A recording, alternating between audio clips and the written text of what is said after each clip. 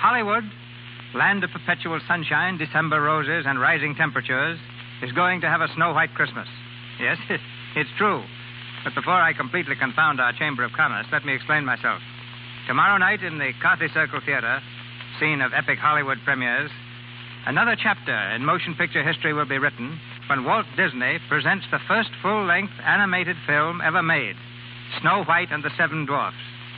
For giving us Mickey Mouse, Donald Duck, and the Silly Symphonies, the world owes Walt a great debt. He was the first to make animated cartoons in sound and then in color. And with Snow White, he pioneers once again in a picture that took 3 years to make and involved more than 2 million individual drawings.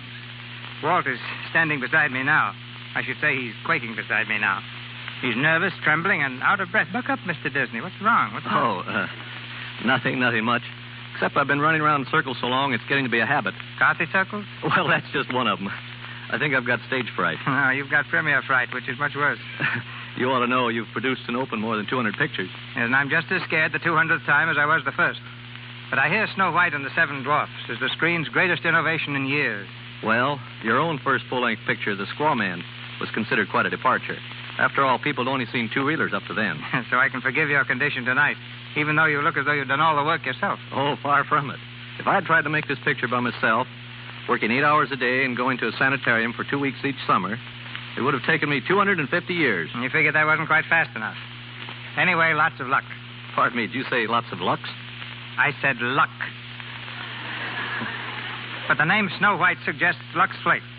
So that Lux Flakes maybe played some part in your production. Well, I'm grateful to Lux Flakes.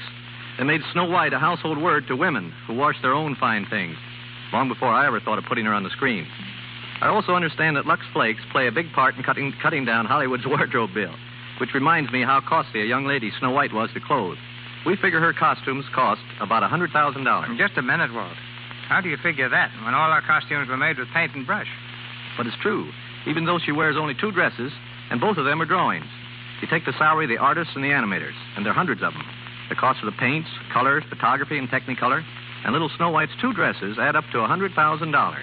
The cost of our entire picture is almost as much as your own new film, The Buccaneer. And yet you didn't have to pay the salary of a single star. We who produce pictures with human beings figure their salaries alone consume 25% of our budgets.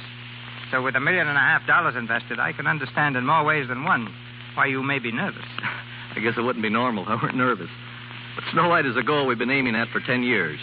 There won't be any Mickey Mouse or Donald Duck to attract the people. They'll all be brand new characters. And I suppose after Snow White is successfully launched, you'll sit back and take it easy for a while. Are you going to stop work after The Buccaneer? I haven't begun to work yet. Well, we won't stop either. It's just the beginning for us. We're going to make more feature-length animated productions and try to make use of all that we've learned in the 3 years required to produce Snow White. We don't think we know so much even now, and we're using all the outside advice we can get. What sort of outside advice? Well, there's Sidney Franklin, for example, the man who directed Good Earth. He seems to think our cartoon medium is important, and he's offered to work with us in directing Bambi, the famous story of the little deer. We've also started work on Pinocchio. Yeah, but what's going to happen to Mickey and Minnie and Donald Duck? Oh, they'll continue to be just as important as they've ever been. We wouldn't dream of anything else. But we're growing, Mr. DeMille, and experimenting.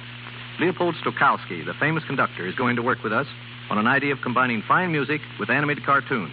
He wants to make great symphonies popular with people all over the world. After that, Gosh, look at the clock. I've got to start running again. Good night. I wish you the greatest success of your career, Walt. Good night.